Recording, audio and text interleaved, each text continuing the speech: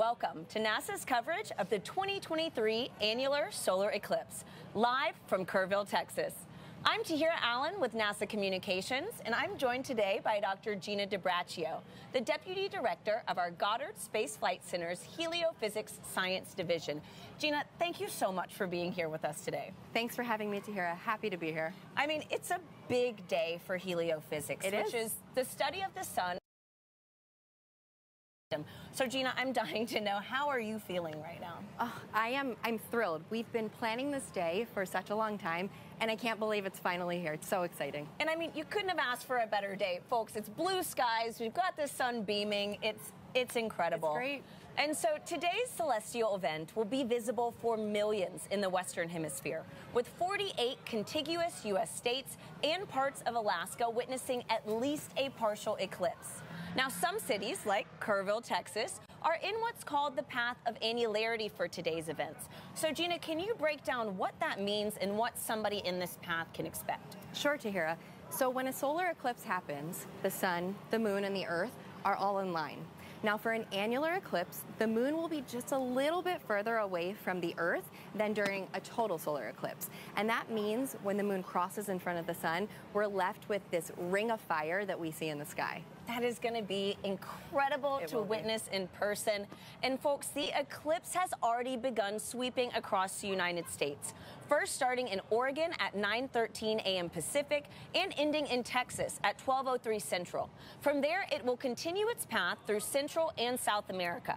Now, keep an eye on the telescope feed in the box on your screen. We're going to be sharing live views from across the eclipse path throughout today's show.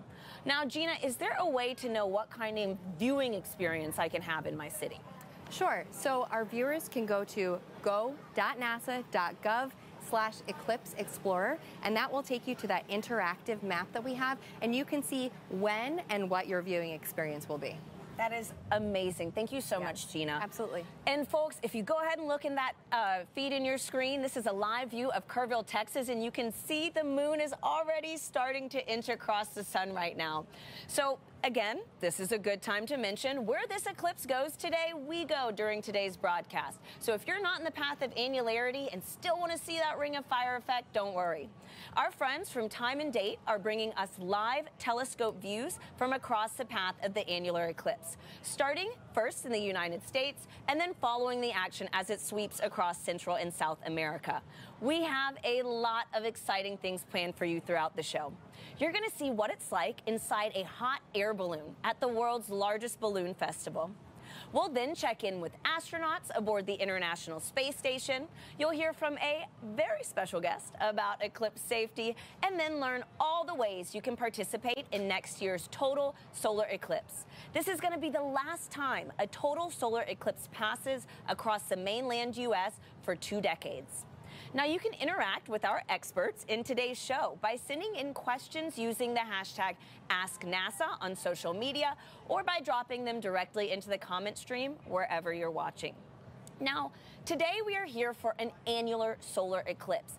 But did you know there is actually a difference between an annular and total solar eclipse? Now, imagine the sun is having a spotlight show in the sky. In a total solar eclipse, the moon moves right in front of the sun and covers it up like a big curtain, making everything dark for a little bit. It's similar to what you would see at dusk or dawn. Now, because the moon is completely blocking the light from the sun, we're able to see the sun's corona during a total solar eclipse. Now, in an annular solar eclipse like today, the moon is going to be a bit too far away to completely cover the sun. So like Gina said, when you look up at the sky, you're going to see the sun with a glowing ring around the moon. Because of this, it is often called a ring of fire effect. And as you can see on your screen right now, it is going to be a really, really cool and unusual sight. Now, a word of caution, though. Because the sun is never completely covered during an annular eclipse, it is important to always wear your eclipse safety glasses anytime you look at the sun. Now, both types of eclipses are amazing shows, just with different perspectives. So today we're going to be bringing you views of the annular eclipse, and you're going to have an opportunity to view a total solar eclipse on April 8th, 2024. Now, Gina, anything you would add to that? Of course, Tahira. So the science with the annular eclipse Yes. and the total solar eclipse, we can do great science, and NASA has a bunch of experiments which you'll hear about later today. Fantastic. Thank you so much, Gina. And folks, it's time to meet your other hosts. We have James Traley at our Eclipse desk. He's going to be keeping us keyed into the action, connecting with telescope operators across the country to show us live views as annularity sweeps the nation. And we also have Joy Ung and Michael Kirk at our Albuquerque desk. They're going to be joined with special guests throughout the show to talk about how important eclipses are to all the science we do at NASA and how you can play a part in the activities leading up to 2024's total solar eclipse. Now we're going to head out to Joy and Michael later, but first, James, how are things looking on your end? Hey, Tahira, so excited to be joining you live from Kerrville, Texas. I've got my Eclipse glasses ready to view today's big event, the Annularity, right here in just a few moments. We should be getting our first view from the West Coast in just a few moments. Up in Eugene, Oregon, they'll have the first awesome view from the United States. And you can track all of today's events using this interactive tool we've developed called our Eclipse Explorer. If you want to play around with this, go to go.nasa.gov/Eclipse Explorer. This is a fantastic tool that allows you to preview exactly what the eclipse is going to look like in your neck of the woods. You can see this path that it's going to be taking all the way down to us in Kerrville, Texas, starting out in the Pacific Northwest. But even if you're outside of that area of influence, say, for example, you're watching today's broadcast live from Milwaukee, you'll get a great view of a partial eclipse. And these little icons that you see here, these little googly eyes, if you will, they're actually clickable. So if I go to Eugene, they're supposed to have peak annularity beginning at around 9:17 a.m. Pacific. If I click on this little googly eye, it'll snap right to that time, and you can preview exactly where it's going to be. So you still have plenty of time to start getting up to speed with exactly what this annular eclipse or partial eclipse is going to look like in your neck of the woods. So I certainly encourage you to play around with this tool. And if we go to our real-time view of it now, you can see that a partial eclipse is already impacting a very large portion of the United States, stretching all the way out to as far as Nashville. And so very excited for our moment in this partially eclipsed sun here in Kerrville, Texas. We're expecting that to begin at around 11:50 a.m. local. I'm going to continue to track the movement of this annular eclipse across the U.S. But for now, back to you, Tahira. Thank you so much, James. So excited to see that first instant of the Ring of Fire effect soon. Now, Gina and I are joined with Leslie Garrison. Hi, Leslie. Who is going to show us how to make a pinhole viewer to observe today's events if you do not have your Eclipse glasses. Yes. So, Leslie, I see you've got a few different pre-built pinhole viewers with you right now. Can you first just walk us through how this even works? Yes, absolutely. So, to safely view the sun today, we brought a couple of items. We have a colander, a pinhole, a peg hole, a sheet of cardstock, and a hole punch. And so we're going to use them to simply create what we call a pinhole projector. And so in order to use these or to make these, you need a few items from home, but number one, make sure to never look at the sun directly, but number two, make sure when you are making and creating and using these that the sun is to your back so that the sun's light can cast light through the holes. And you just, what, put it up and have it Yep. put a shadow on the ground? Absolutely. And so on the paper model, we are going to put a hole here, and the light is going to go directly through it. Peg hole, the colander, and the NASA 3D printed model already has a hole. All you have to do is wait for the eclipse to happen and see the view of the sun on a surface area. That's great. So, Leslie, can you go over those materials just one more time? Absolutely. So at home, you probably already have a colander. This is just a pegboard toy from my son's toy box, and a sheet of cardstock, and a hole punch. But NASA has a cool event online. You can see our URL somewhere on our screen, and you can go online and make these items at home to use. So really, you just need something with a hole. You need that something you can with a hole. Yeah. The sun's light can shine through, so on the surface area, and you can see the eclipse on that surface area. Simple, Great. effective. Yeah. Leslie, thank you so much Thank for your you help for having today. us, Leslie. And folks, this is a good time to remind everybody that it is dangerous to look directly at the sun without specialized eye protection for solar viewing during today's events. Now, we have a very special guest that you might recognize popping in to share some important tips to make sure that you stay safe during an annular eclipse. Hi, Eclipse enthusiasts. Lance Bass here, and I want to tell you how to protect those eyes and stay safe during a solar eclipse.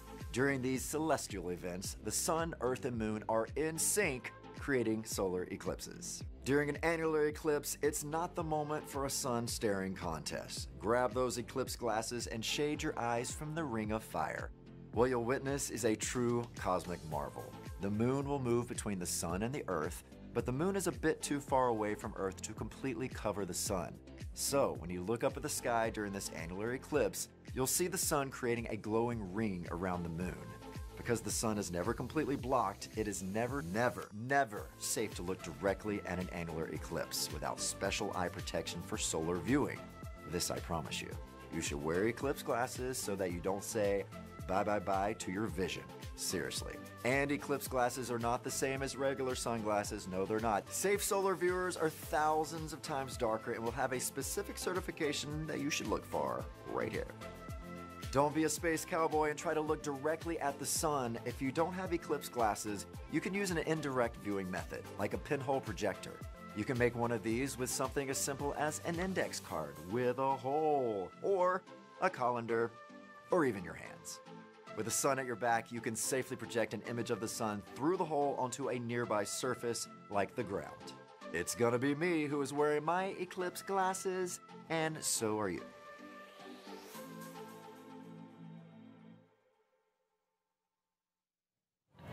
Now, don't forget to be in sync with these safety tips, folks. Seriously, listen to Lance and protect those eyes. We really want everybody to enjoy today's events. Now, let's check in with Joy and Michael in Albuquerque, New Mexico. Joy, Michael, how is the energy over there? Hi, Tara and Gina. The energy in Albuquerque is buzzing. We are so excited for the annular eclipse to pass through New Mexico in just under an hour. I'm joined with one of NASA's eclipse experts, Dr. Michael Kirk. Thank you so much for joining us. Oh, it's an absolute honor and a privilege. I'm so excited to be here today. So we're currently on the grounds of the Anderson Abruzzo International Balloon Museum in Albuquerque, and behind us, the Albuquerque International Balloon Fiesta is also happening. And in fact, a balloon is also about to get inflated right behind us, which is really, really exciting. So Michael, have you seen an annular eclipse before? I have seen an annular eclipse in New Mexico back in 2012, but this is a special event here today. With the Balloon Fiesta going on, there are literally thousands of people behind us all getting ready for this event. This is one of the most special eclipses I've ever been to. This will be my first annular eclipse. I'm really excited, and the skies are looking really clear, so I have my fingers crossed that it stays that way. So we have these incredible balloons over the past week, but did you know that NASA also does science experiments and develops technology using balloons? They're slightly different from hot air balloons. So to learn more, I chatted with Chris Yoder from NASA's Scientific Balloon Program. Hi Chris, thank you so much for joining us. Thank you for having me. So you're part of NASA's balloon program. What is the difference between a NASA scientific balloon versus a regular hot air balloon? Good question. So hot air balloons are air-filled, and the air is heated to create the buoyance through the lift that gives them flight. Generally, they float at a couple thousand feet, and they go up and down in a matter of hours. Scientific balloons, on the other hand, are quite different. So our largest balloons can fit a football field inside their equator, and they can fly for much longer. So payload capacity is about 8,000 pounds, several SUVs. The duration can be up to 5 or 6 weeks at a time, and the altitudes can be up to 160,000 feet, about 4 or 5 times the height of a commercial airliner. Wow. So quite a bit different, yeah. That's incredible. And you launch all over the globe. So you launch from New Mexico in the US, New Zealand, and even McMurdo Station in Antarctica. Why do you launch from all those different places? In short, we go where the science needs us to go.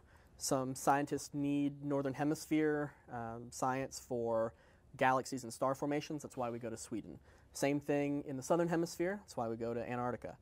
Most missions need some kind of trial or test system, so they'll fly from New Mexico to prove their science or even just collect science at a shorter duration. And then for missions that are a little more risky, we'll go out to PMRF in Hawaii. So can you describe to me what launch day is like? It's an incredible feeling, right? So you see the balloon be released, you hear the rustle of the fabric and the rush of the wind as it stands up.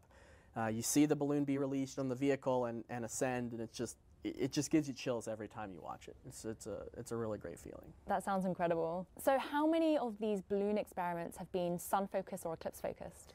So about 8 to 10% of our portfolio is heliophysics missions. One of the ones that stands out in my mind is one I got to see launch in 2019 from New Mexico. It's called the BITSI mission, and it was looking at the corona, or the kind of the outer edge of the sun, and looking at how that behaves under different conditions. That sounds amazing. Thank you so much for joining us. Thanks again for having me.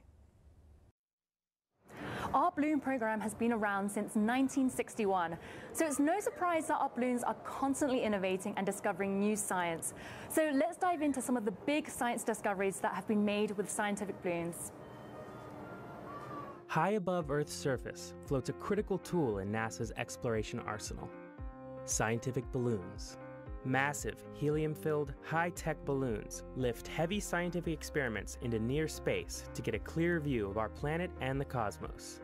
Launched around the globe, these unique NASA missions provide a fast and cost-effective alternative to rockets to study Earth, our solar system, and beyond. Balloon science has led to many important discoveries. For example, astrophysicist John Mather studied heat from the early universe using balloons, which later contributed to his Nobel Prize-winning work confirming the Big Bang theory of an expanding universe. A special type of high-altitude balloon can carry telescopes above the clouds for extended periods of time to study the dark matter in distant galaxy clusters. One of these superpressure balloons, called SuperBit, captured the Tarantula Nebula 160,000 light-years away. This winter, crews in Antarctica are preparing to launch the Gusto mission. Its infrared telescope will examine the complete life cycle of a star. NASA's scientific balloon program, guiding a path to discovery above and beyond.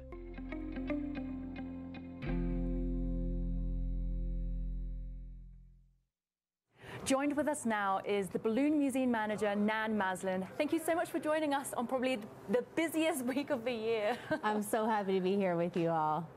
So we're here, the Fiesta started in the 70s with a small group of people, and now there are hundreds of balloons. Can you tell us more about the event and what it means to the city? Absolutely. Well, it started in 1972 by a pilot named Sid Cutter, who had the idea to get a few hot air balloons together. He managed to get 13 together in a mall parking lot, and they expected a handful of people to show up, and hundreds did. And that's when he knew he was really on to something. And 51 years later, there's 100,000 people behind us on the field right now. My goodness. So the Balloon Museum, it's where you work and it's where we are right now. Could you tell us a little bit about the relationship between the Balloon Museum and the Fiesta itself?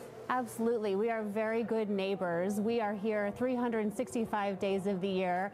We started in 2005, and we start with the early ballooning in the 1700s up through today, exploring the history, science, art, and just wonder of ballooning. And if you haven't been to Albuquerque, we invite you all to come back and check out this museum. And what do you love most about the Fiesta and the museum this week? New Mexico is such an enchanting place to be, and the smell of roasting green chili in the air, there's nothing like it. There's a reason why Georgia O'Keeffe chose this place as her home. It's because of the open sky and the beautiful landscape, and we get to enjoy so much of that here. And when you think about it, there's like a spotlight shining on Albuquerque, and I think it's probably the best place in the whole wide world to be right now, today, Balloon Fiesta and an annular eclipse. I can't imagine anything better. And how do you feel about an annular eclipse falling at the same time as the event this year? It's just fantastic. I'm so happy to be here with you all, and Mother Nature has provided us the perfect sky today. Looking this direction, I don't see a single cloud. There's a bite out of the sun already, like it's bitten out of an apple, and I just am so excited to see the annularity. Amazing. Thank you so much for being with us today. I'm really excited to enjoy the annular eclipse together. Me too. So next, we are honored to hear from NASA Administrator Bill Nelson. Hey everybody, we're so excited that you're joining us today for this solar eclipse. It's when the moon passes between the Earth and the sun. It's a big day for NASA scientists because eclipses present unique opportunities to study the sun. And what we learn from these eclipses along with our heliophysics research, has incredible benefits for our human exploration. The sun is a powerful, hot, glowing ball of hydrogen and helium, and it actually holds together the entire solar system. Without its energy, we couldn't exist here on Earth. Just think, it influences everything. What we do on Earth, growing crops, our economics. It even affects our physical, mental, and emotional well-being. We see its influences reflected throughout our culture as well, in art, music, religion, sports. And when you look up today with your Eclipse glasses, I hope you're going to remember all the ways that the sun impacts us. NASA will never stop studying our closest star for the benefit of all of us, terrestrial beings here on planet Earth. Thank you, Administrator Nelson. So, Michael, we've been getting a lot of questions on social media. Shall we dive in? Yeah, let's do it. Okay. So, I have a question here from Priyesh Patel on YouTube, and they ask, do events like eclipses occur in a similar pattern geographically? Oh, absolutely. Geographically, we get the same sort of shape of an eclipse that will move slightly northward in its progression. So this is called the Saros cycle. And every 18 years or so, there's a repeated pattern of an eclipse, and the pattern itself repeats a little bit further north each time. And so we get these overlapping patterns that are exactly the same over time. Amazing. I didn't know that. Yeah. That's really surprising. Okay, and before I go on to my second question, I just want to mention that in the telescope view now, we are seeing a partial eclipse and a lot of bite out of the sun. Oh yeah, it's getting a bit bigger. We're not quite to 50% yet, but yeah, it is getting there. It's pretty exciting. That's so exciting. Okay, so the second question I have is Sammy Connor on YouTube, and they ask, how does the Ring of Fire eclipse affect the light from the sun reaching Earth? Ooh, that's a fantastic question, because this has something to do with the science that we can do with eclipses as well. So as the sun gets blocked by the moon progressively, there are parts of the sun, active regions specifically, that will be blocked, and the light from the active regions won't be able to hit the Earth's atmosphere. So we can actually study the effects. We can actually study these effects. We'll hear a little bit more about this later in the program. Amazing. Okay, so a third question is, one of our viewers on YouTube asks, how do eclipse glasses work? Ooh, that's a great question. So these things. Yeah, we have eclipse glasses. Okay, so you see the lenses right here. This is a mylar film, and the coating on it blocks over 99% of the white light that comes here. Not only that, but it also blocks infrared and ultraviolet light, so it keeps your entire eye safe. So it's really that coating that keeps us safe from the powerful sun's light. I'm glad. Yeah, me too. Thank you so much, Michael. Of course. So remember, wherever you're watching in the show, ask a question in the comments below using the hashtag AskNASA, and we'll be answering more later today. So now let's head back to Tahira and Gina in Kerrville, Texas. Thank you, Joy and Michael. The weather looks great in Albuquerque, New Mexico. It does, yeah. So, folks, if you're just joining us, we're following the 2023 Annular Solar Eclipse as it sweeps across the Americas.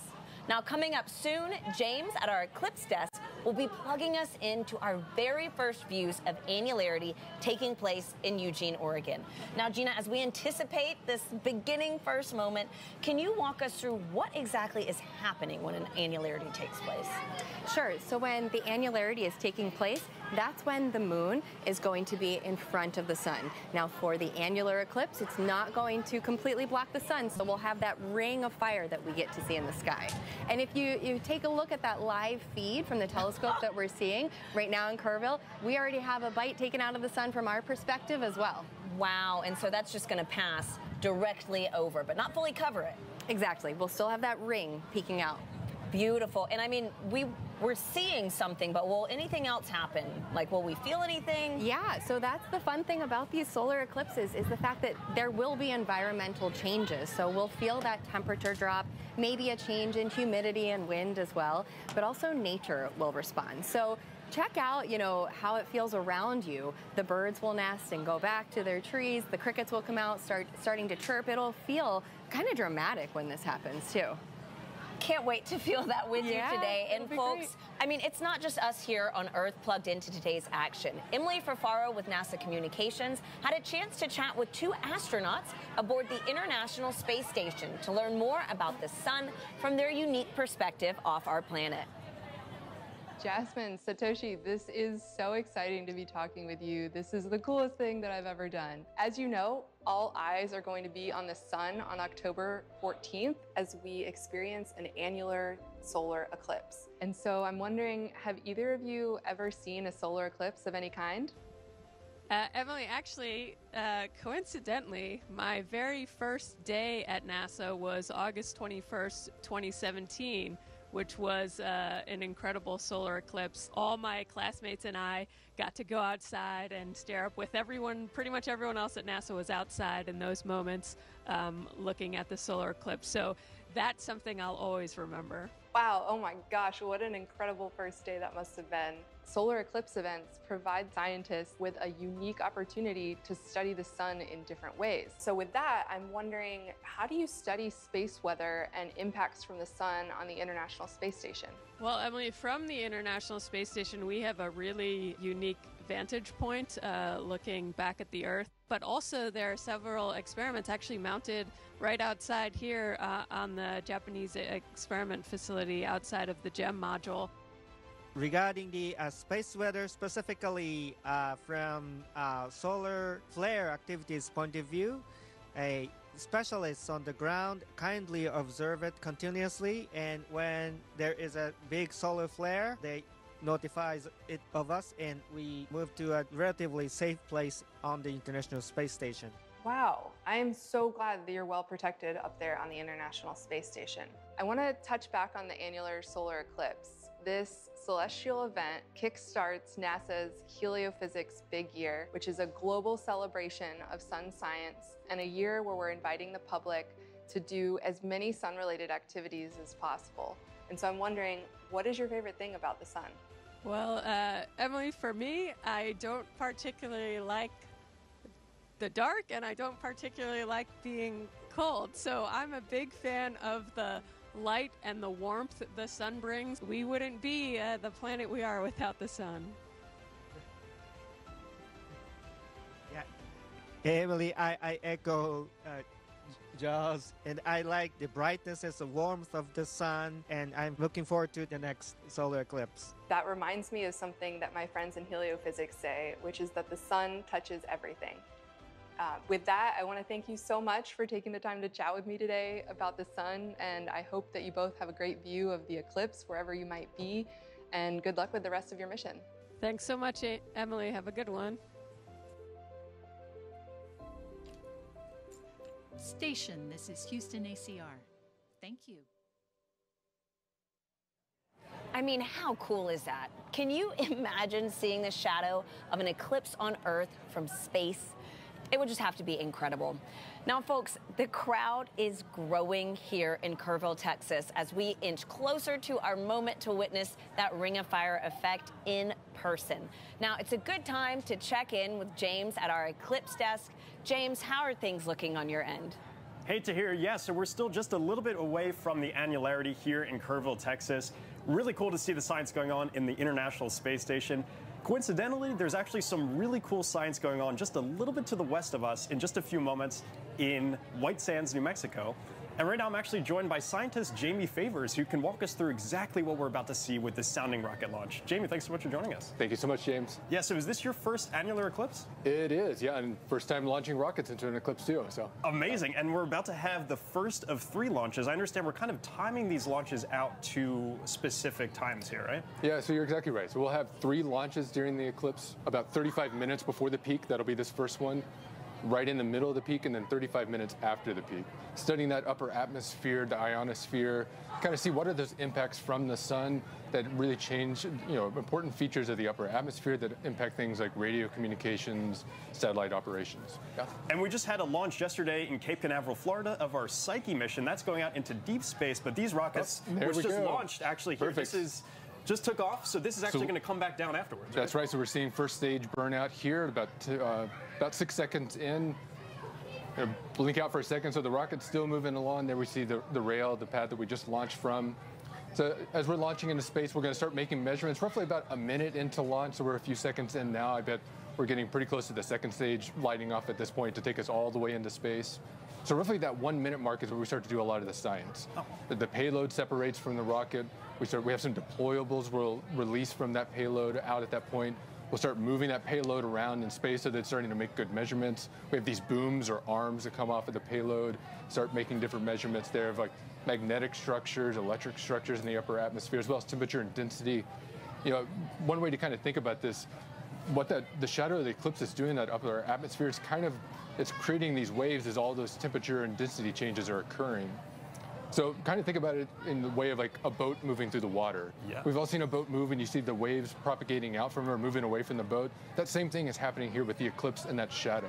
So with those 3 rockets, we're launching one right before the boat moves through, one right in the middle of the boat coming by, and then one right after the boat moves through, or the eclipse shadow. Sweet, and so we are just now a couple minutes away from actually getting annularity here in Kerrville, Texas. Our first view is actually going to be up in the Pacific Northwest, up in Eugene, Oregon. They are going to be experiencing this starting at around 9:17 local time. Jamie, thank you so much for joining us. Best of luck for the next 2 launches. Yeah, thank you so much, James. Back to you, Tahira. Wow, I mean, if the day wasn't exciting enough, now we've got a rocket launch in the mix. It's so exciting. It's incredible. And I mean, what a NASA broadcast, right? And so thank you, James and Jamie. Now, Gina, we have a lot of great questions rolling in from our viewers online. How do you feel about taking a few? Let's do it. Okay, let's do it. So our first question is from Entertainment on Facebook, who asks, how often do eclipses happen? Great question. Well, thank you for that. So there are actually eclipse seasons, and so we can get eclipses about 2 to 3 times a year. You might expect them to happen every time there's a new moon, but that's not the case because the orbit of the moon is tilted by about 5 degrees, which means sometimes the shadow is a little too high and it doesn't hit Earth, and sometimes a little too low. So we need those eclipse seasons as that sweet spot. Okay, nice. And so I actually have a really great follow-up to that. Okay. Spectacular Science Podcast on YouTube asks, how do you predict solar eclipses then? Okay, well, it's actually pretty straightforward how to calculate the eclipses because we have a good understanding of the moon's orbit. We have a good understanding of the Earth's orbit and how that whole system is connected. And so we kind of take the geometry and the inputs that we have, and we're able to pretty accurately predict those eclipses. And so these are things that we can look out decades in advance to understand when eclipses can occur. Oh, cool. And so how often would an eclipse pass in the same city? Do you know? Well, so for total solar eclipses, it's very unique for an eclipse to pass it's about once every 375 years that a location can experience it. So it's pretty hard to be in the same spot to see a total solar eclipse more than once. Awesome. Yeah. So we have a user on X who asks, will the International Space Station photobomb the eclipse? That would look very cool. Yeah, and so we just got to hear from the International Space Station, and the unique thing about our astronauts on board is that they have a totally different vantage point for studying the eclipses, and they get to actually view the shadow of the moon as it passes over the Earth. And there are experiments that we have on board the space station as well. And so, with NASA, we have all of these different eclipse experiments that are taking place, and we try to take advantage of every perspective that we have. Awesome. So we have a final question from Dante. This is going to be a quick one. Okay. But Dante on Facebook, who wants to know, will the moon block solar wind along its path during this Ring of Fire eclipse? Oh, I love that question. So the solar wind is actually a stream of charged particles that's constantly coming off of the sun, and it interacts with the Earth and other planets in our solar system.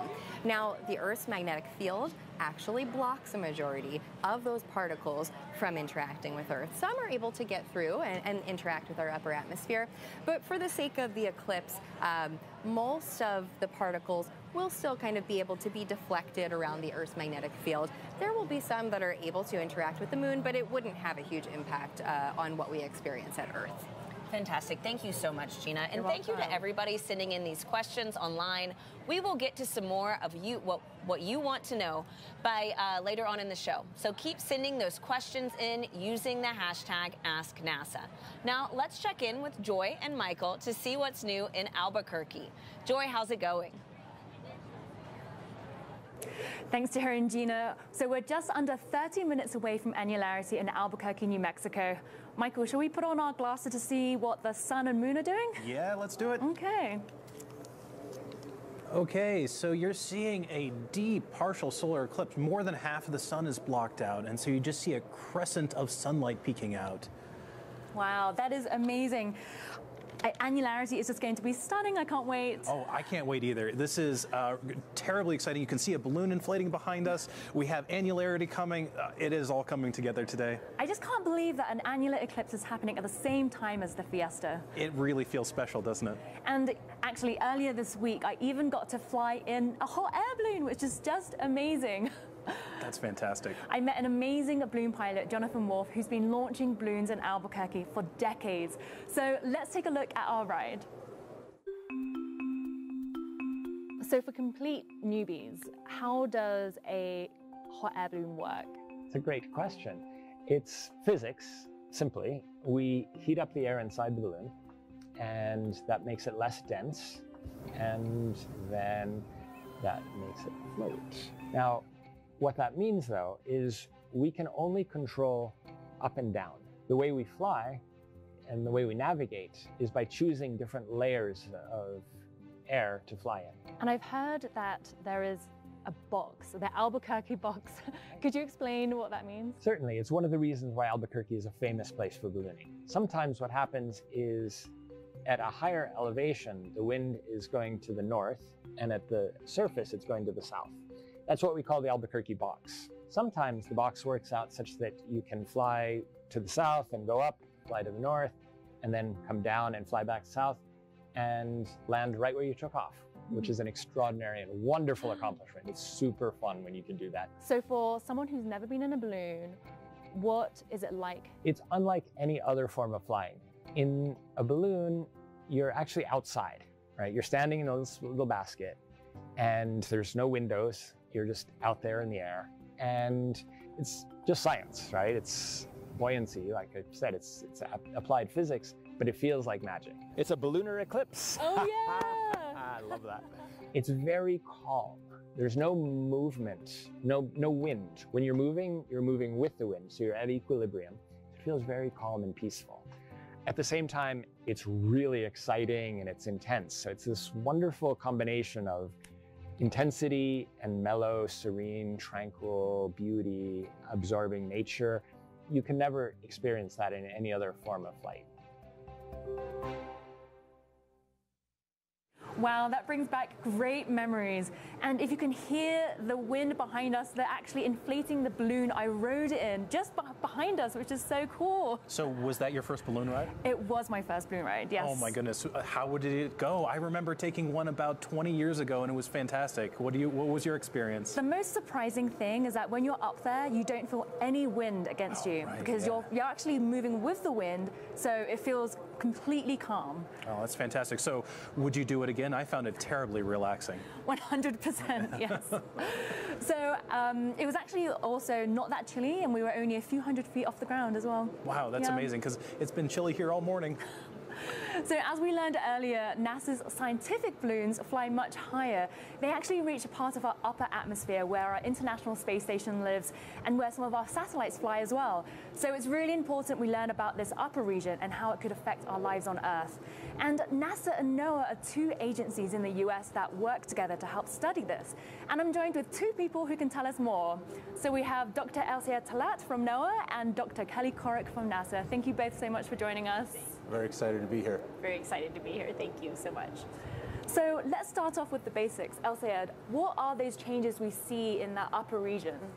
Well, that's part of what we call space weather, which is the variable conditions on the sun, the Earth, and near Earth space due to solar and geomagnetic activity and storms. And that can affect human activity and our technological infrastructure. Wow, fascinating. So, Kelly, how does space weather actually affect our life here on Earth? Well, Elsa had alluded to the fact that it challenges our technology. So our power grids are sensitive to those currents that can be induced by this, as well as our satellites could also be impacted by these flares or the space weather. And we get some beautiful things too. We get the aurora out of it. Nice. Have you ever seen the aurora? I have. Was absolutely beautiful. I laid on the ground for hours in the snow watching it. So talking about space weather and the activity in our upper atmosphere, how do NOAA and NASA work together to better understand those phenomena? Well, let's start with, NOAA is a go-to resource for space weather information. It watches the sun and the Earth 24/7, and it's the nation's official source of forecast warnings and alerts for space weather to help decision makers prevent and mitigate the effects of space weather here on Earth. And in order to do this, we need information, and NOAA works with NASA to design, develop, and deploy space weather operational satellites to safeguard our society. And what's NASA's role? So NASA is a partner with NOAA, and we focus on the science and make sure that we're understanding our star and can do better and better predictions. So scientists use models and the data from all of these satellites in order to better understand space weather. And what are some of the biggest mysteries around space weather? What don't we know about it? Oh, there's so much. I mean, let's start at the sun, right? That's the focus today. Even how to predict flares long term, or those large coronal mass ejections, those billions of tons of material that come off. We don't quite know how to predict them for a long term yet. Well, I'm so glad we have two agencies on the case. Thank you both, Elsa and Kelly. Thank you both for joining us. So, did you know that space weather is also affected by solar eclipses? One citizen science project does experiments during the annular solar eclipse and the total solar eclipse. So, let's learn more about that project. When the moon blocks the sun during a solar eclipse, there is a noticeable impact on Earth's upper atmosphere, known as the ionosphere. These changes can affect radio communications, including amateur radio, also known as ham radio. Ham radio is a way you can talk to people all around the world. You set up a radio and antenna. You talk into the radio sends a signal up to the antenna sends a signal up to the sky. It bounces off of the electrified layer of the sky back down to Earth, where you can talk to the person on the other side. During the 2023 annular eclipse and the 2024 total eclipse, the Ham-Sci Citizen Science Project is inviting ham radio operators to transmit radio signals. The goal is to have people make as many radio contacts as they can with operators in different locations during these celestial events. By recording how strong their radio signals are and how far they go, ham radio operators and scientists can learn about how the ionosphere changes during solar eclipses.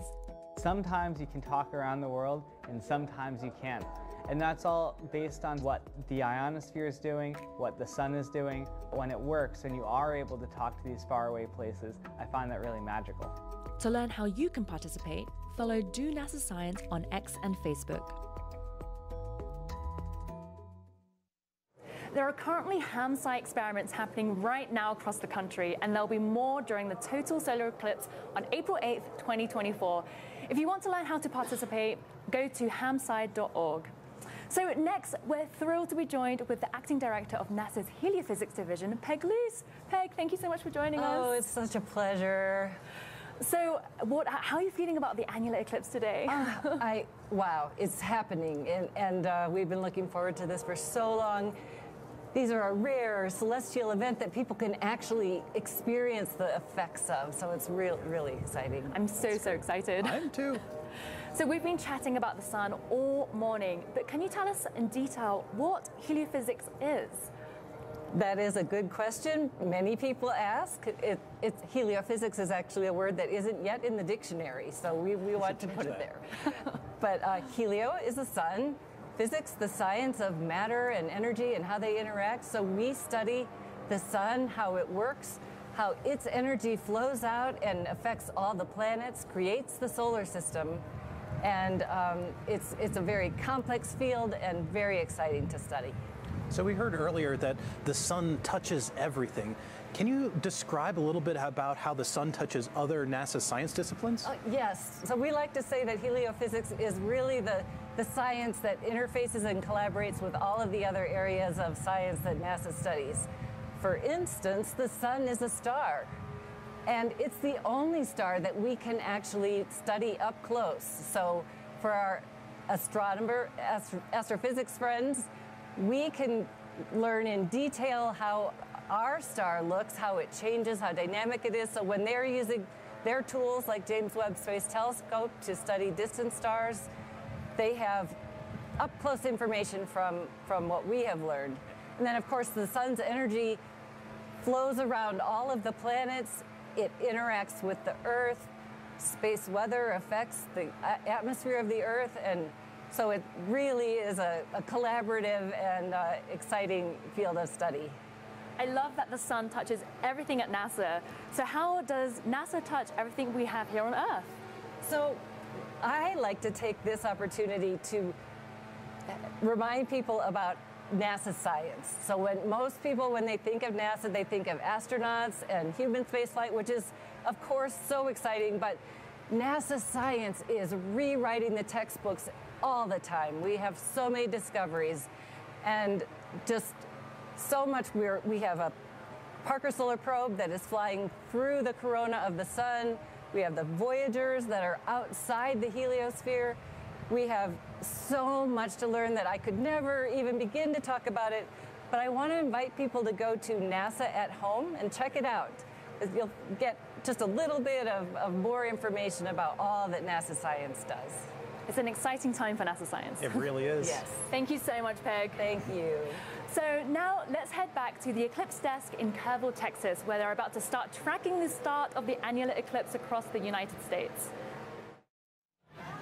Thank you, Joy, Michael, and Peg. And Joy, you are absolutely right. Folks, we are moments away from the start of today's annular eclipse in Oregon.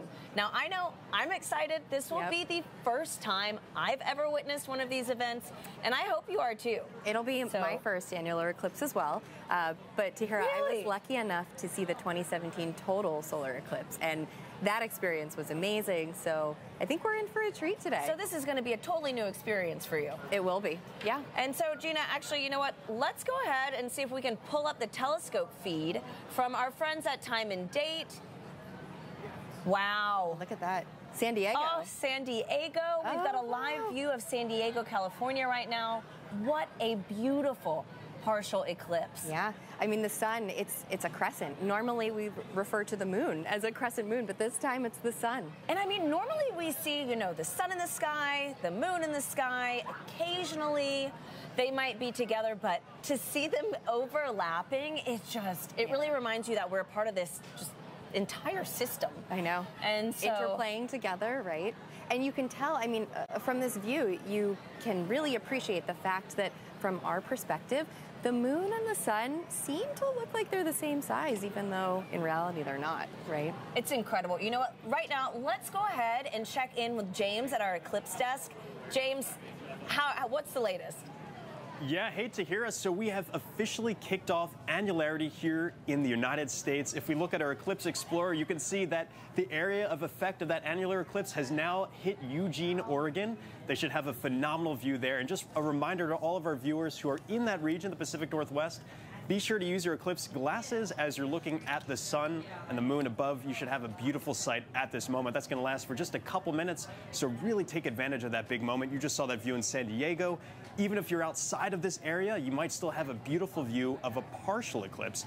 And if I zoom in onto our little area of annularity, you'll notice kind of a couple little bumps and things here, which you might initially think is because it's low resolution. Maybe it's a little bit, low res here, but the inverse is actually true. We actually have an incredible amount of data feeding into our Eclipse Explorer to generate the images and the predictions that you're seeing on your screen.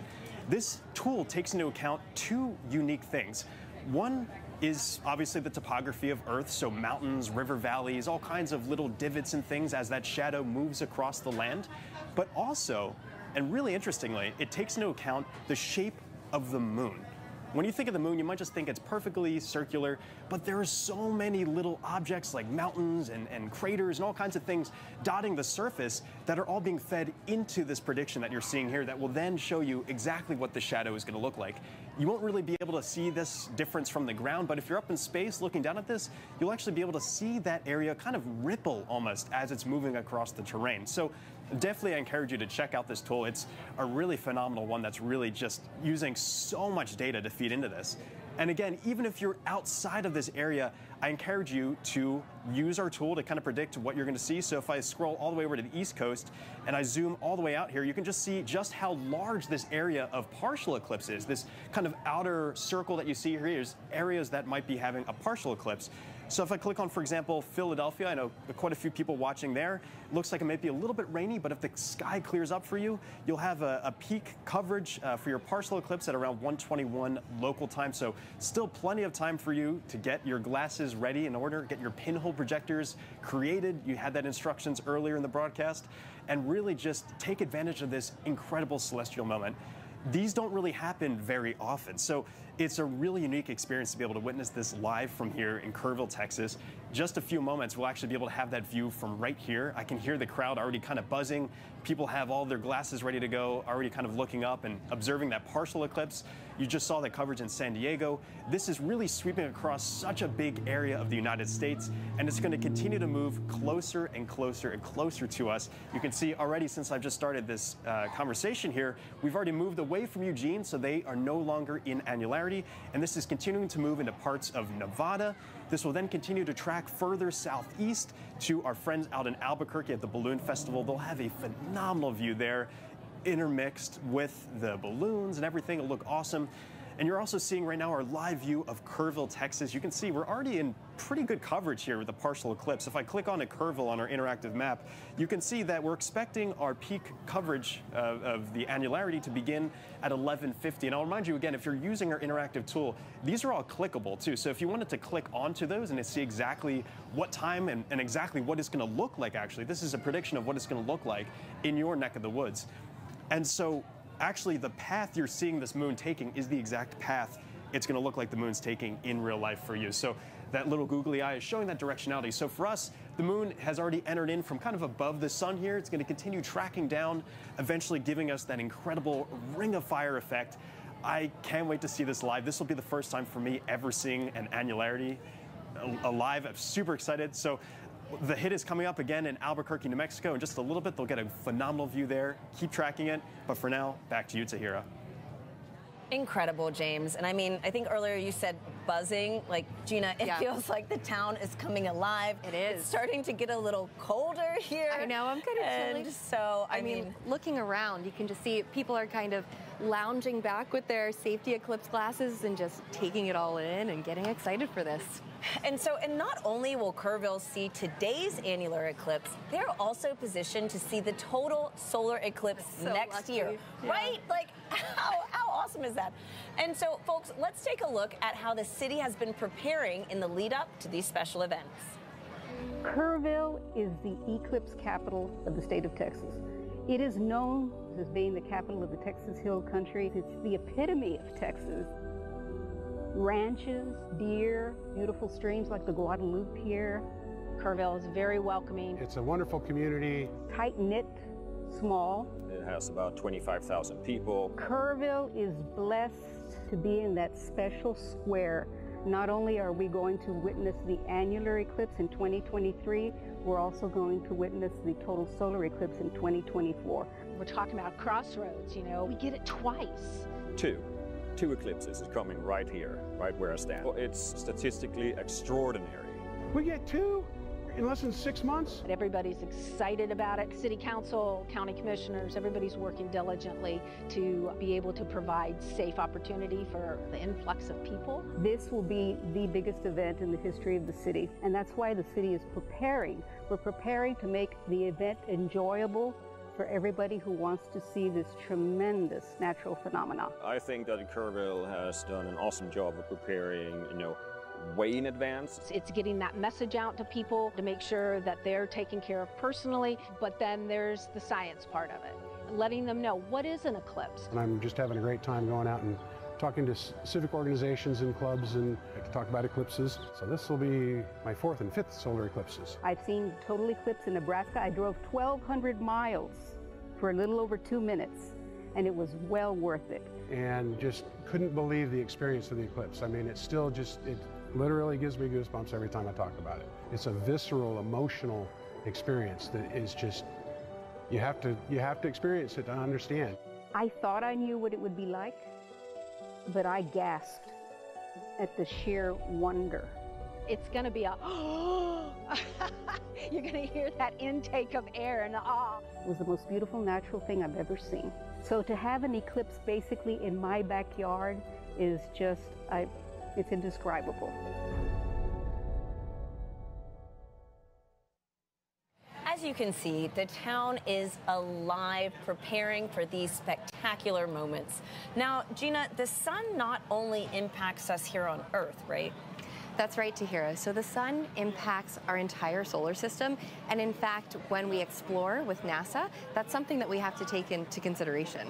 So I'm glad you said exploring, because I actually just recently learned that the sun even impacts human exploration in the solar system, which I thought was really cool. So let's take a second and see how studying heliophysics is actually helping us prepare for sending humans to the moon and Mars under our Artemis program. NASA has studied the sun and its influence throughout our solar system for decades. The Artemis program will provide a better understanding of solar activity through 2 new missions. Hermes is an instrument package that will monitor space weather from the moon and be placed on NASA's Gateway, an orbital outpost being built for lunar operations and eventually Mars exploration. The dual spacecraft Escapade mission will examine the effects of solar wind on the red planet's atmosphere.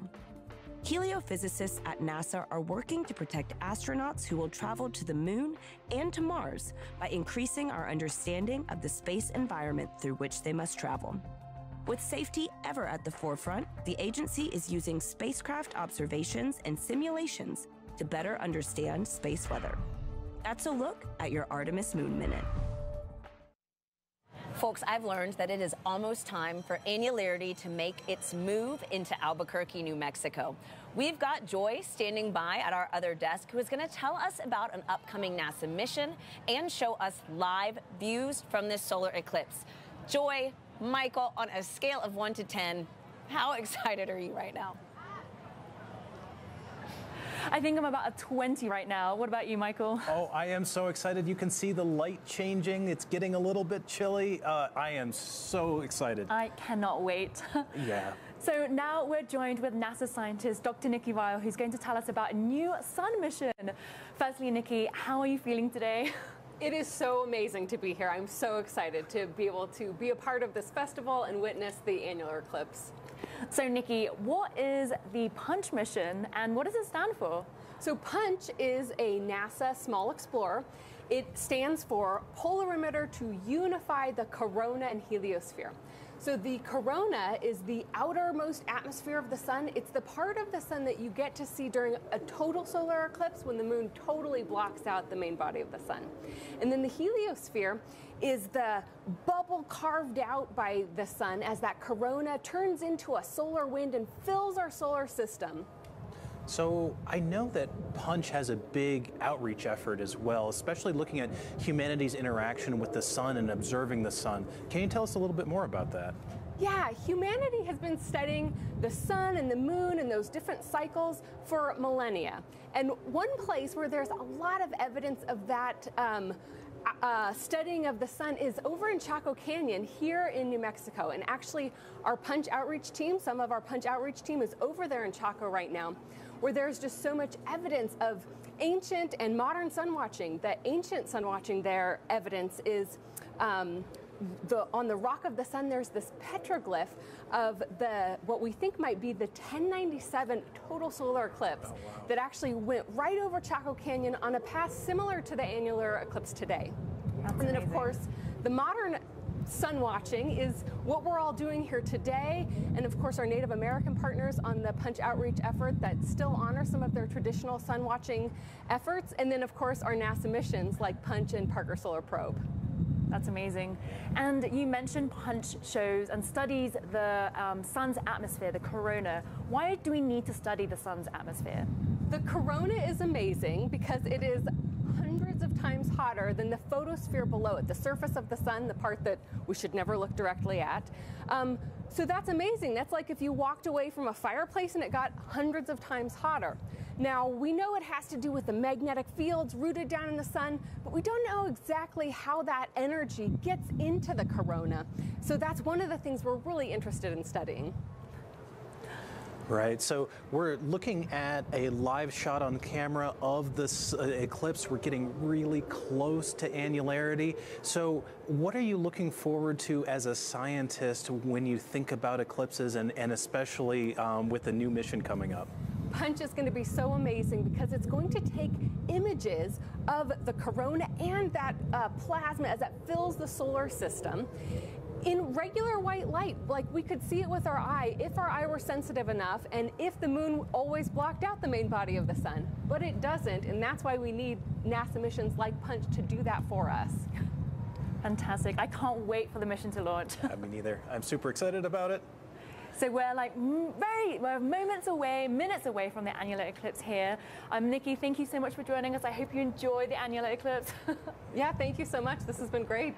And I hope you keep safe from the wind. The wind is kind of picked up right now.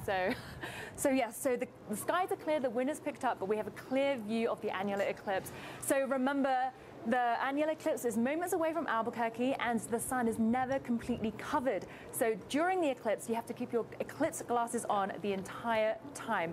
You can also use other indirect viewing methods too, like a pinhole projector if you don't have eclipse glasses.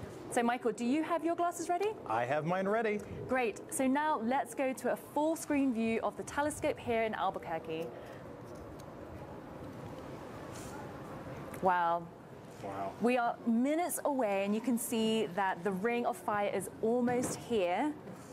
Yeah, the sun is just egressing over into the moon, or the moon's egressing onto the sun. We're getting closer and closer.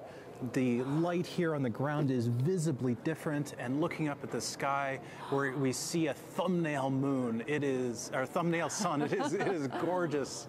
Wow.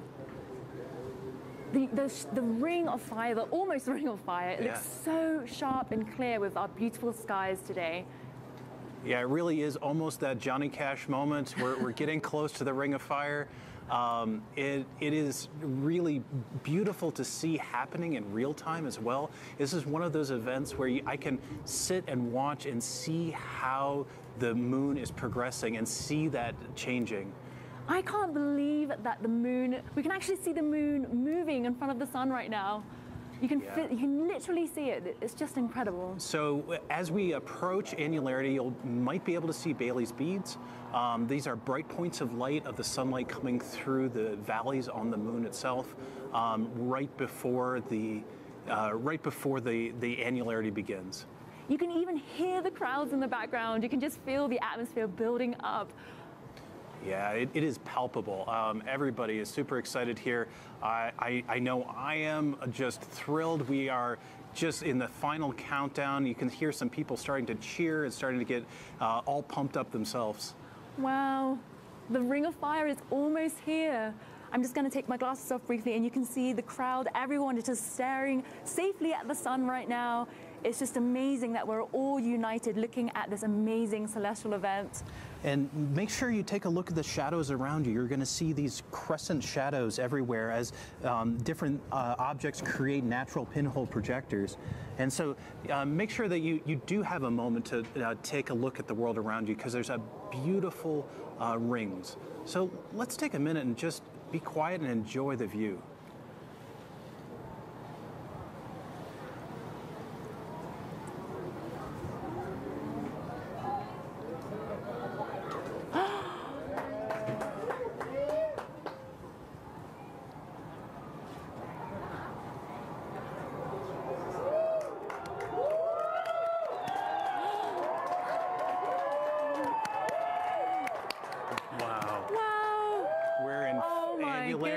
It is a gorgeous sight to behold. Everyone is cheering. This is so amazing.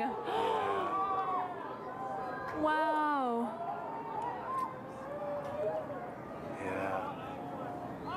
This is amazing. You can hear people screaming in the background. People are so excited. And take off your Eclipse glasses safely, of course, and make sure you look at the shadows around you, look at how the environment has changed, just make note of this entire event. Wow, this is so amazing. This really puts our planet in perspective with the whole solar system, you know? It's truly spectacular. It's one of those natural phenomenon that I just feel so lucky to be here at this place at this time to be able to observe it.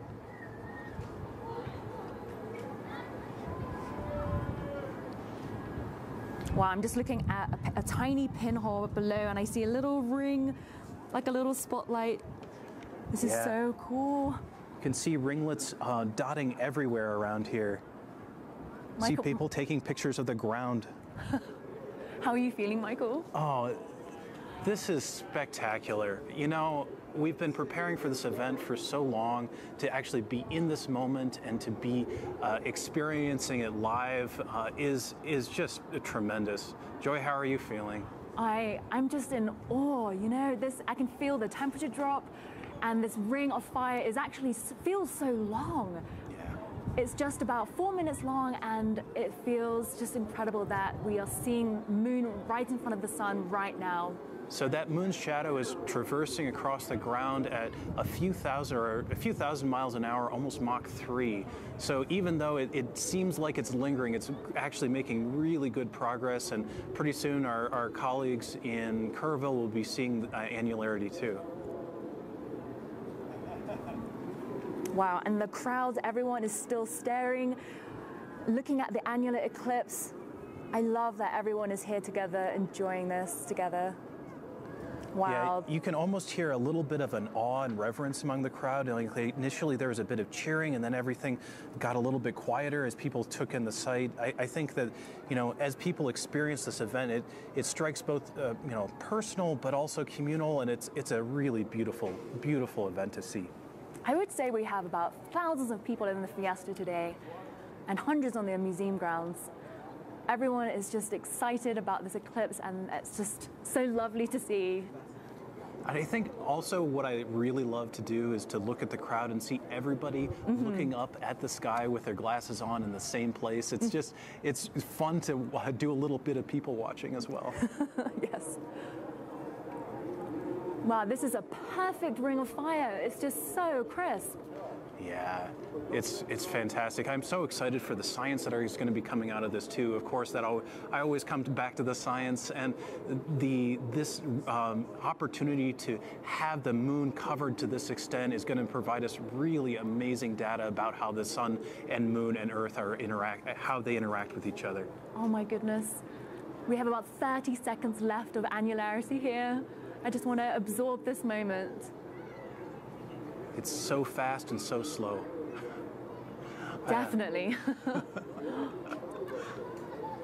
Wow, what a sight.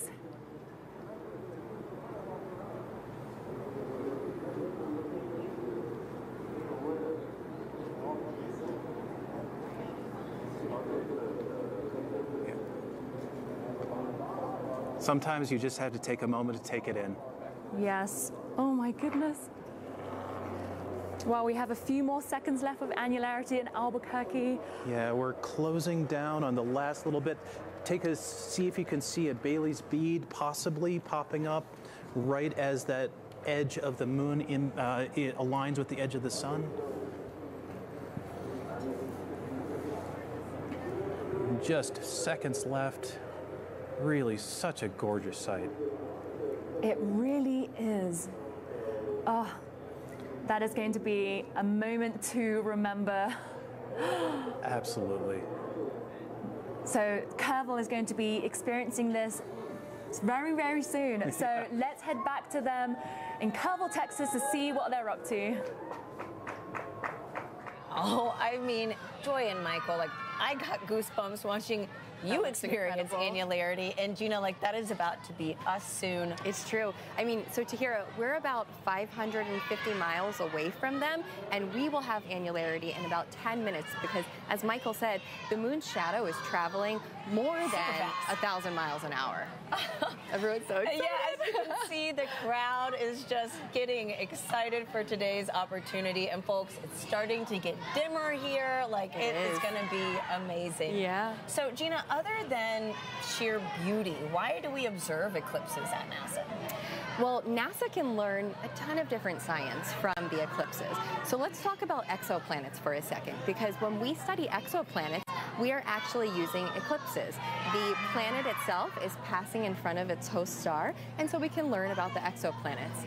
There are eclipses on other planets in our solar system that we can study, but here on Earth, the science that we're able to do will inform us about the upper atmosphere and how it responds to the sun. So really understanding kind of that sun-Earth connection.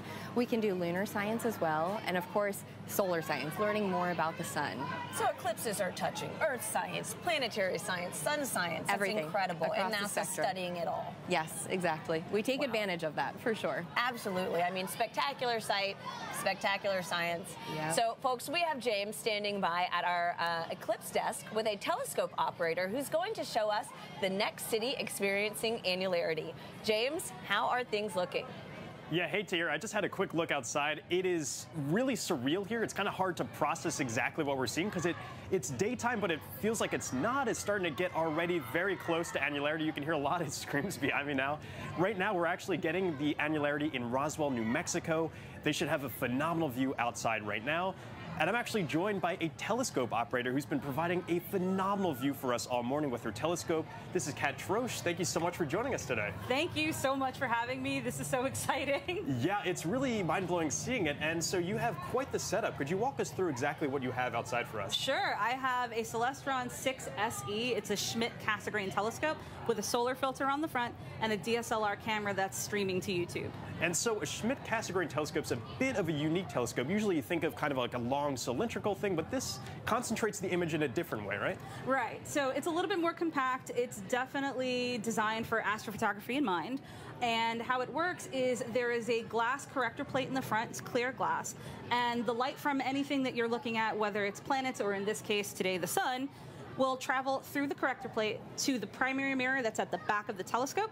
Then that will bounce back into the secondary mirror that is attached to the corrector plate on the front, and then it'll go through again back at the, into the diagonal that's attached to the DSLR camera or an eyepiece if you're looking at it. So a pretty complex process, and also you have to have special protection for the telescope itself because you're used to looking at pretty dim objects. What do you have set up for that? So I have a white light solar filter, and it is incredibly important. Just like protecting your eyes, you need to have solar equipment for your telescope or your camera if you're photographing the sun. Yeah, and so also, this is obviously moving really quickly across our sky. You just heard from Michael that this is really quite a quick event here. So how do you keep it in the field of view of the camera?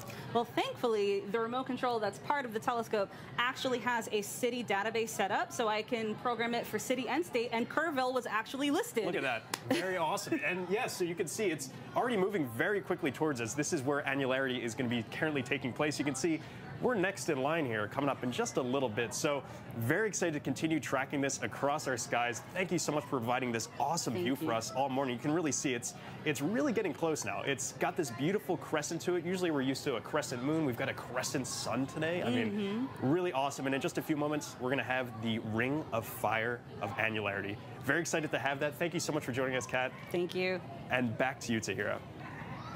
Thanks, James and Kat. Now, we have about 6-ish minutes, 6:30, until annularity makes its way here to Kerrville, Texas. As you can hear, the anticipation is high. They're so excited. And so, Gina, as we count down to the big moment, let's take a few social questions. Let's do it. Okay. So we have something to see here on X who asks, am I seeing a couple of sunspots on the telescope feed? Yes, so you are seeing some sunspots. As I look at the live feed, maybe not so much right now because the moon is blocking most of the sun, but when the moon wasn't covering as much of the sun, you could see some darker spots, some black spots here and there, and those in fact are sunspots, which are areas of really intense magnetic fields, and the surface of the sun is actually cooler, which is why they appear darker than the rest of the bright sun that we see. Now, we heard a little bit about space weather and some of that solar activity that's coming towards Earth during, some of the sun's activity, and basically these sunspots are where that activity can come from. And right now, the sun is in the part of its solar cycle where more of those sunspots start to appear. So the sun goes through an 11-year cycle, where it becomes active and then where it becomes less active. And right now we're inching towards what we call that solar maximum. And so more and more of those sunspots appear, and that's what we're seeing today. That is incredible. And I mean, again, talk about activity. Gina, this crowd right now, like, folks, if you could see it, I don't know if you exactly. There you go. We have folks looking up already with the Eclipse glasses on. You see the live telescope feed in your on the screen right now. We are moments away. What I think is super cool, we've even got some folks out here with their own telescopes and cameras to really capture this spectacular event. Yeah. And so, again, it looks like we've got about 4 minutes. The crowd is growing, and I'm interested to see how everything kind of calms down too. So we'll see. Gina, I have another question. This is from Baron on YouTube, who asks, does a solar eclipse have a material impact on the atmosphere? Oh, I love this question, because with the eclipse, we really are trying to understand the sun-Earth connection.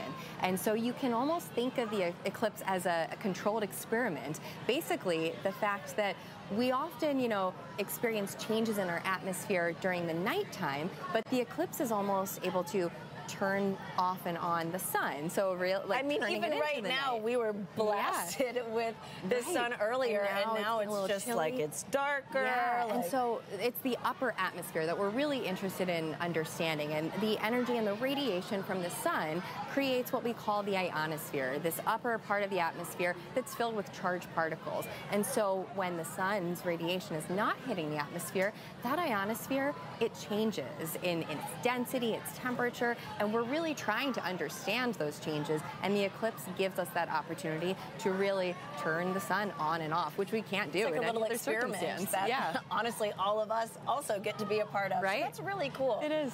Thanks, Gina. So our next question is from Hunter on YouTube, who asks, does the solar eclipse affect the moon when it happens at night?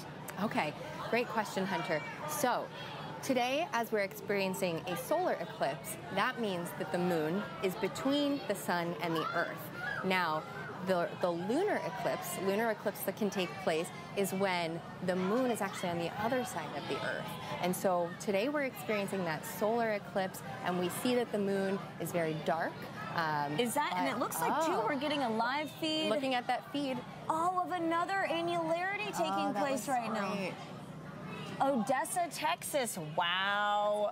Oh, there we go. It's cool to see this comparison right now. What is that? What's on the side of the screen? Like we might have some solar activity. Is that a Bailey's bead? Yeah. Or solar activity? Wow. Wow. Incredible. That's a great view.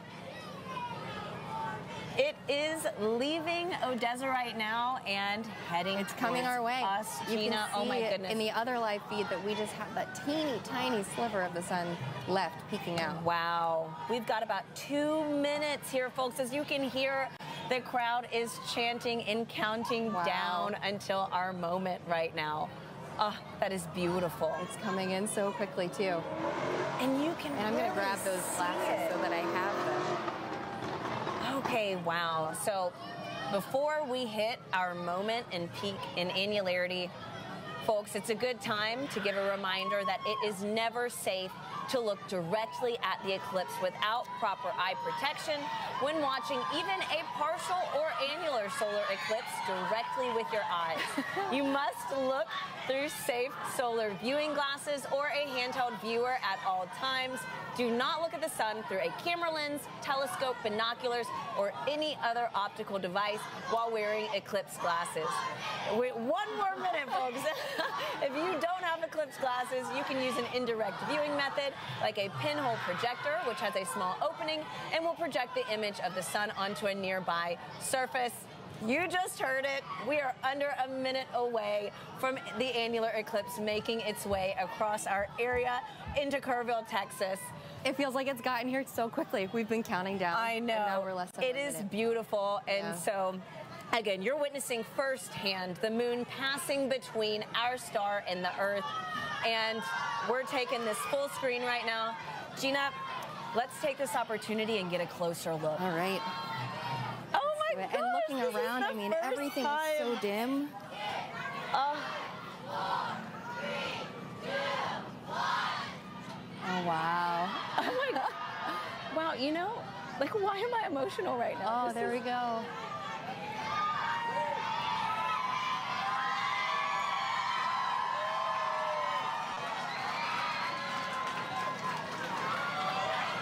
Oh my God, this is... I mean, it doesn't look real. I didn't think I would cry.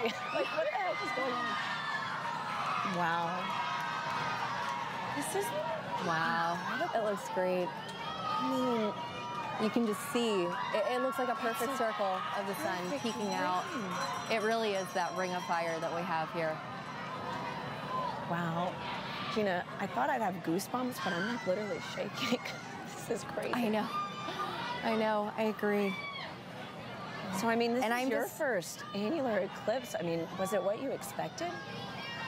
It is to hear. I mean, we've seen all of the photos from previous annular eclipses, but just as I look again, I mean, it's incredible how the moon and the sun are able to line up like this. And again, I mean, the moon is way smaller than the sun, but right now it's really giving it a run for its money. It is. Yeah. Why is that? Well, so a little fun fact about our moon that's pretty incredible. It's 400 times smaller than the sun, but it's also 400 times closer to the Earth. No and way, that 400 and 400 is 400? the magic number here, yeah. The fact that 400 and 400, that means in the sky, the moon and the sun appear to be the same size. And that is unique to us on Earth. No other planet in our solar system has that ratio that makes it so special. So you're saying that if we viewed an eclipse on another planet, it wouldn't look like this? It wouldn't. I mean, I'm sure it would be great to see, but it would not look as spectacular as this. Wow, okay, I'm gonna turn behind me really fast. Yeah, looking around. And you can just see everything. The shadows are a little bit different. It's dim. You get this hazy feeling, but the sky is still blue. That's what's strange about it. Oh, it's so sweet. We've got parents like holding little eclipse glasses on their kids to look up. This is just, it's really amazing how just like, I don't know, a natural phenomenon can really make the world pause for a second. Great. Wow. You heard the cheering, and now it's quiet now again it's as people quiet. are just looking. And so for us, this is going to last about 4 minutes until it crosses, right? That's right. And why is that? Is that the same in every city, or? Yeah, so there's actually the length of the maximum eclipse can change based on several factors. I mean, each eclipse is unique, and so one thing has to do with where in the moon's orbit the moon is, because the moon's orbit isn't circular, so it will go faster and slower at different parts, and that will make the shadow travel at different speeds.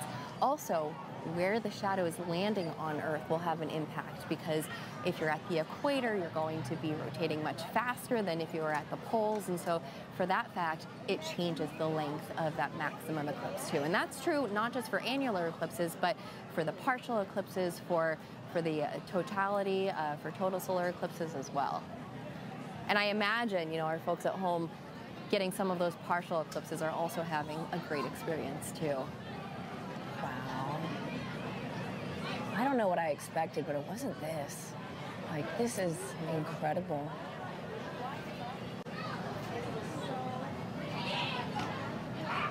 And so, Gina, I'm sure, I mean, you're in heliophysics, sun science. I'm sure some of your teams are studying today's eclipse. Like, oh yeah, what? Absolutely.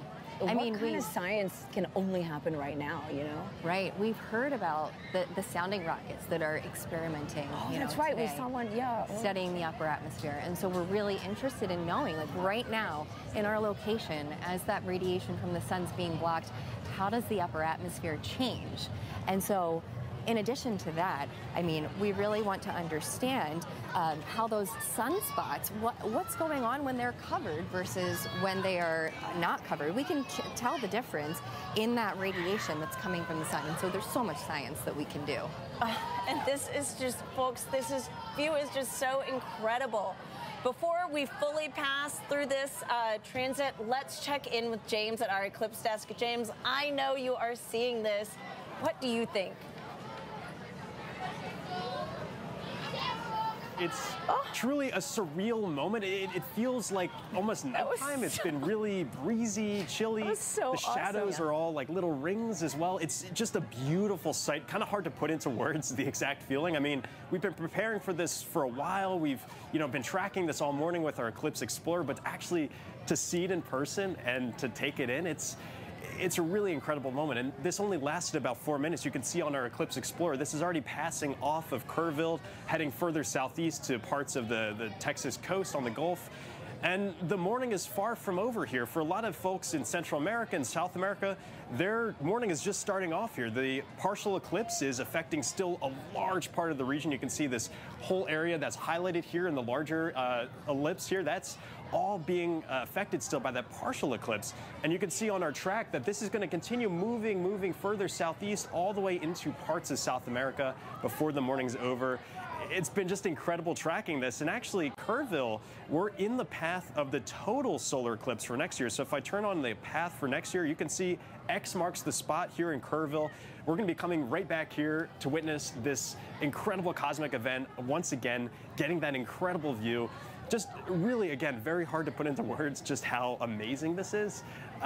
Just a stunning experience, and it's been an honor to be here with you this morning, tracking this event as it's moved across. We started the morning in Eugene, Oregon. Now it has arrived and already passed us in Kerrville. I'll continue to track it for a little bit longer here, but for now, back to you, Tahira.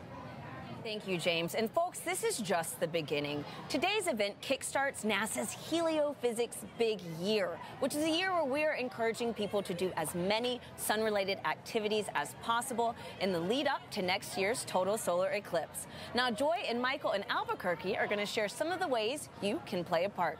Joy, what can we look forward to?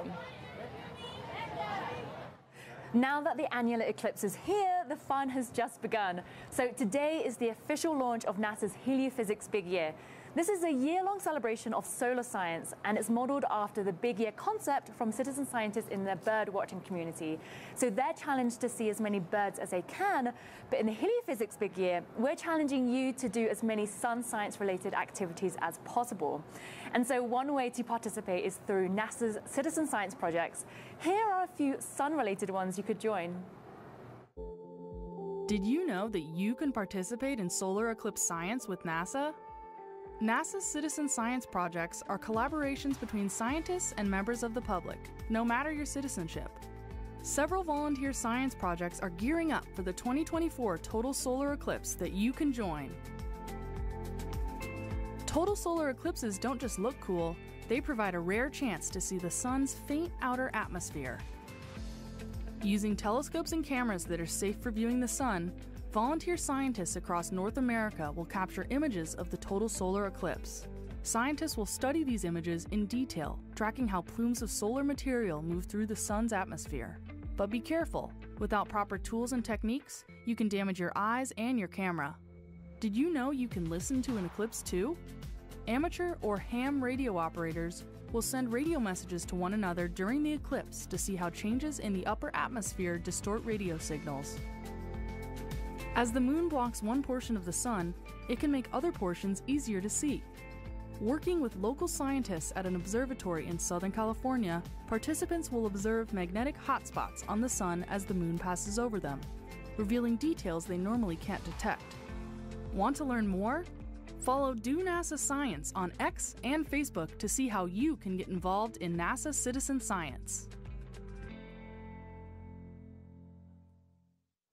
So as you can see in the telescope view, the moon is now moving away from the sun, which is really, really amazing that we're still seeing this partial eclipse. Absolutely, and I think I can see a sunspot in there too, and I think on one of the earlier shots, I could see a prominence. So we're seeing NASA's sun science happening in real time. So we're getting some amazing questions online. Shall we ask some more? Yeah, let's get into it. Answer some more. Okay, so we have a question from Peter Chang on X, and they ask, can a filtered telescope see flares on the sun during totality? Oh, that's a really good question. The answer is yes. It depends on what filter, though. So if you use just a white light filter, then you have to have an exceptionally large flare in order to be able to see it. If you use a filter like an H-alpha filter that specifically selects one color of red light, then you're going to be able to see flares a little bit more frequently, even even during totality as the corona adjusts to that flare as it erupts.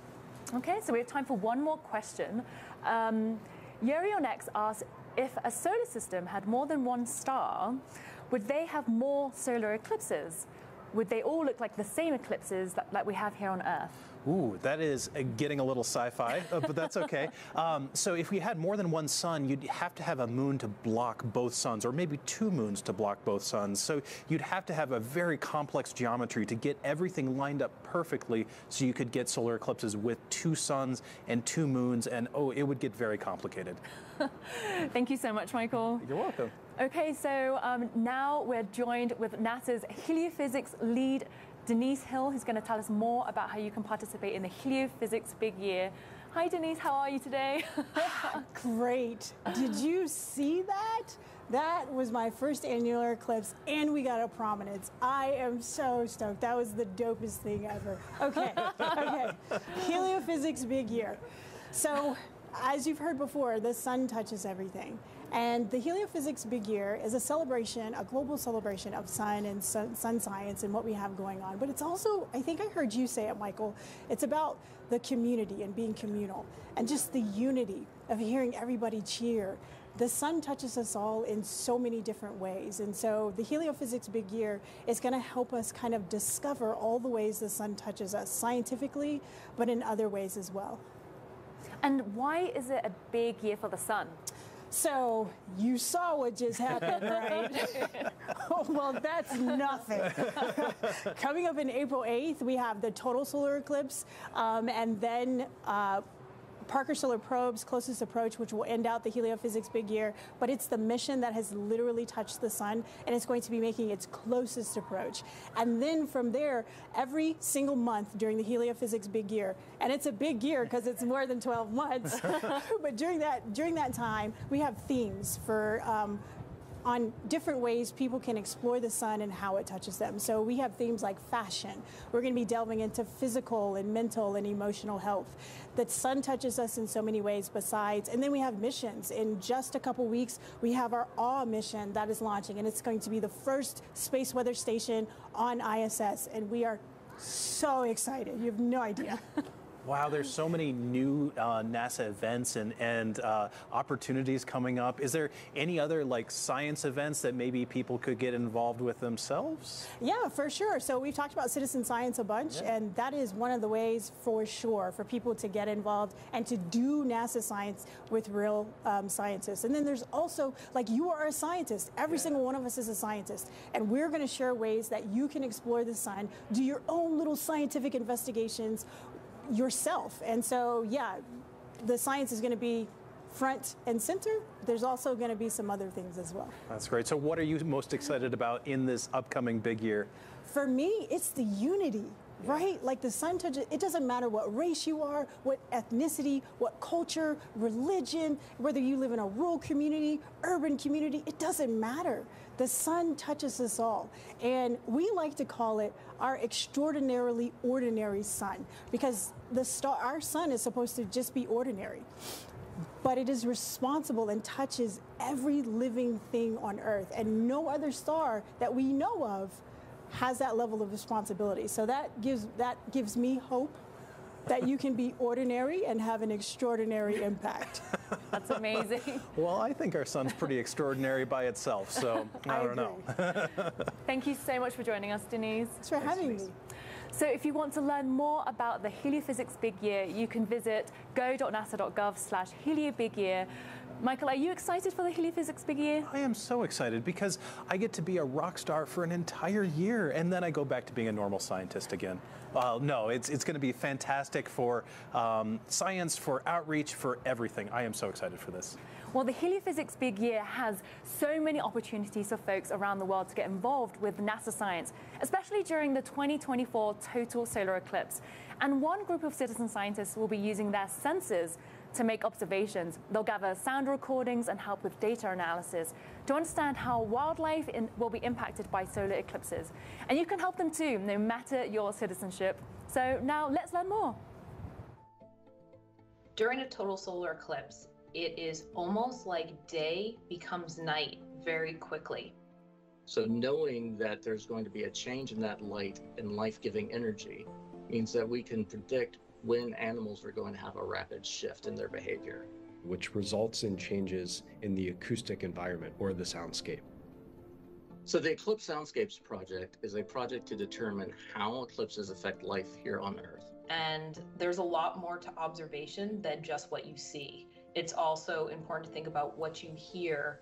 We're measuring how the rapid onset of darkness during an eclipse affects wildlife by measuring the changes in sounds that they make. The general public is best suited for this type of project because the general public is everywhere.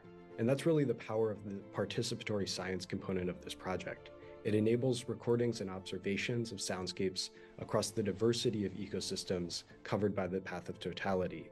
We might think of some ecosystems having a greater influence of human activities on the soundscape, whereas in other ecosystems, say a remote part of a national park, we might have a lower influence of human activities and greater influence from the sounds of life and Earth.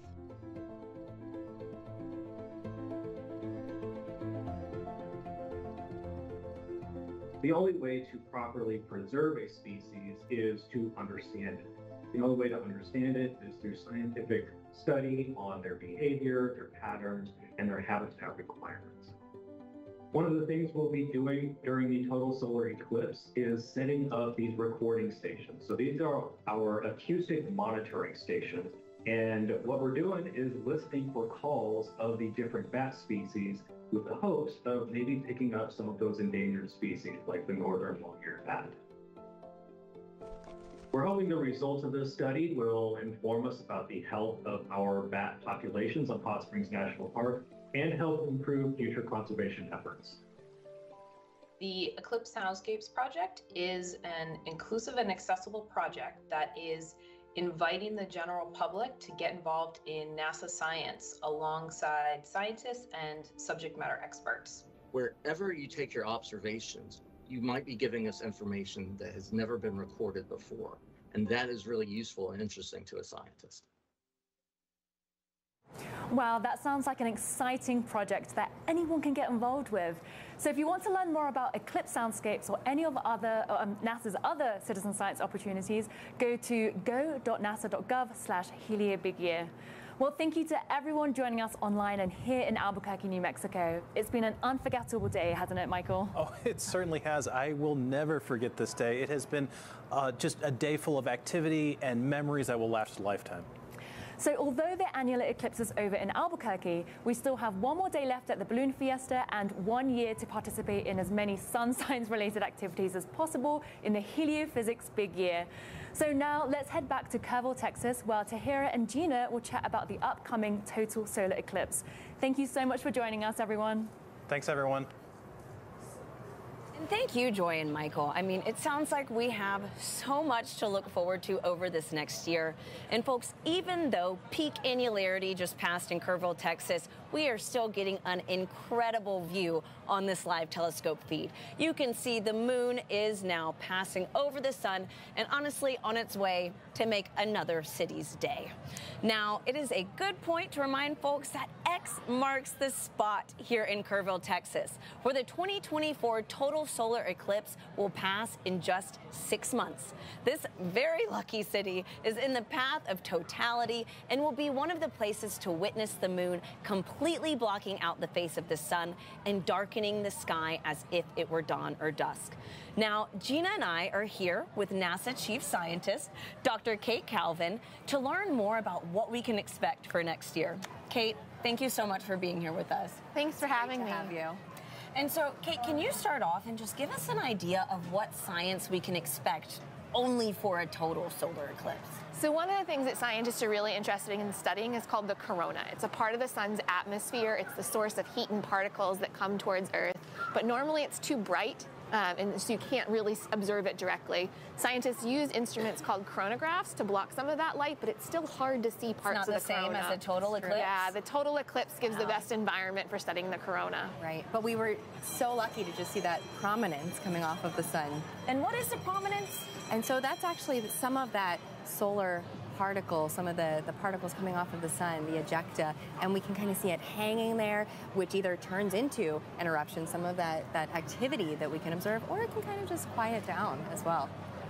Yeah. So, Kate, can you tell us, how can the public get involved with the total solar eclipse? Oh, that's a good question. Yeah, so we have a number of citizen science projects. These are projects where people anywhere around the world can help contribute to our science. You don't have to be in the path of totality to contribute. We have projects for everyone. And they're different projects. Some of them you need cameras or telescopes or equipment. Others you can use just with your cell phone. And so we have one project that's called on the Globe Observer app. It's to help understand the effect of eclipses on Earth's weather, and you can do that just with your phone.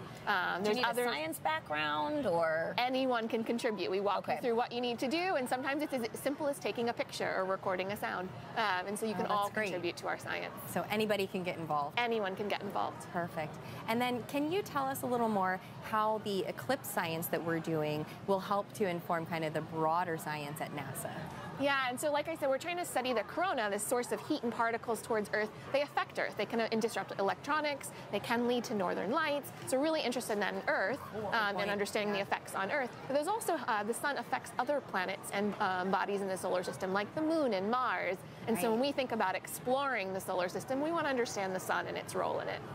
Wow, that's incredible. I mean, we have so much to look forward to next year. I want to know, real quick, what's your peak excitement for next year's total solar eclipse? We'll start with you, and then Kate would love to hear your thoughts. Sure. So I'm really excited to compare what we saw today, that annular eclipse. How does it compare to that total solar eclipse? I got to see a total in 2017, but every eclipse is unique, and so such a scientist. I know, want to do that a is little my experiment. How many data points can I get? But not just that. We're hearing everything about the heliophysics big year, and so it kicks off today, and that total solar eclipse in April will be the next event. So how many events can I participate in for the heliophysics big year? Amazing. What about you, Kate? I'm interested in sort of the things beyond just what you see, but what you feel, so that it's going to get cooler, and we might hear some animals. Today, we felt that. Yeah, and I really want the full body experience of the eclipse. That is incredible. And I mean, today has been a spectacular day. So folks, let's check in one last time with James at our eclipse desk to see how he's doing. James, what's it like? Yeah, Tahira, I'm still in awe of the moment that we just had here a couple minutes ago here in Kerrville, Texas. Just a stunning view of that ring of fire here. And as you can see on our Eclipse Explorer, the annularity has now shifted off into the Gulf of Mexico. So if you're in a boat out there, you'll have a phenomenal view. But we're going to be here once again next year, April 8th, 2024 in Kerrville, Texas. I've got the path of the 2024 total solar eclipse up here on the screen. You can see it's tracking right through us in Kerrville and then affecting an entirely new area here that is going to be stretching all the way up to parts of New England, all the way up to Maine, even parts of Canada. So a really large area there as well. So definitely save those pinhole projectors and certainly keep a hold of those Eclipse glasses. You're going to need them for next year. We're going to be right back to cover all of that incredible stuff next year with you. It's been amazing tracking this today. And again, this is still moving onwards to Central America and South America. So if you're tuning in from there, you have a great view incoming. And in many parts of the country, there's still that partial eclipse. A truly awe-inspiring morning and a wonderful day for all. So thank you so much. Back to you, Tahira. And thank you so much, James, for bringing us into the action during today's show. Gina, so wow.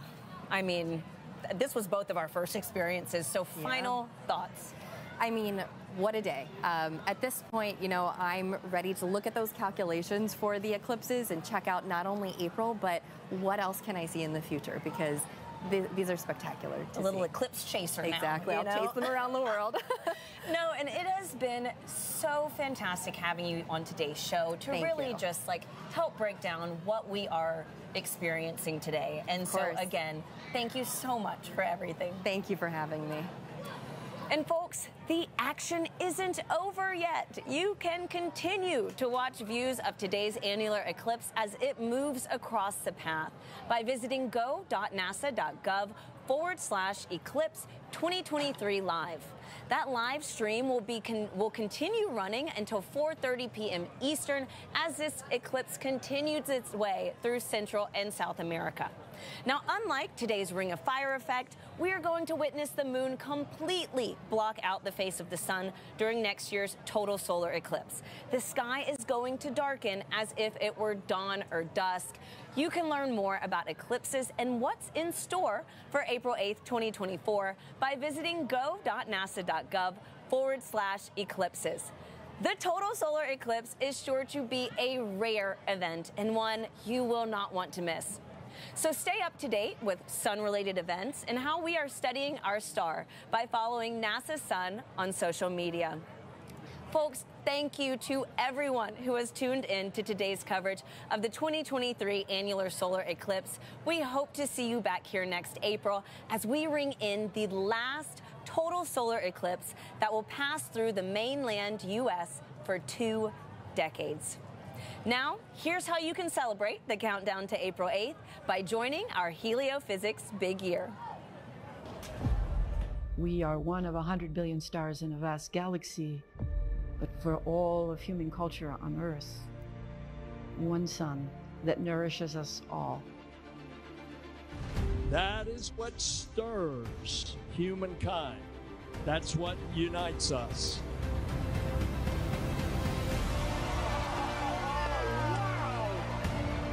Experience the wonder, the beauty, and the power of our star.